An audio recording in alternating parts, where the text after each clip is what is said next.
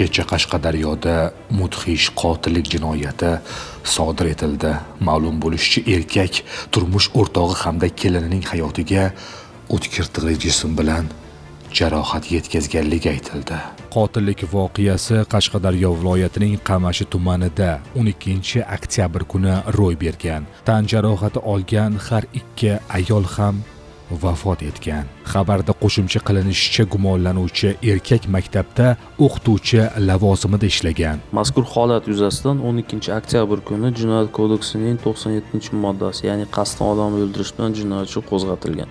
Gumonlanuvchi shaxs protsessual tartibda ushlangan. Tergov harakatlari davom etmoqda. Ushbu mudhish jinoyat nima sababdan sodir etildi? Qashqadaryo viloyatidagi muxbirimiz voqea joyiga borib holatni to'liqroq o'rganishga harakat qiladi. Biz bu haqda dasturimizning keyingi sonlarida ma'lumot beramiz.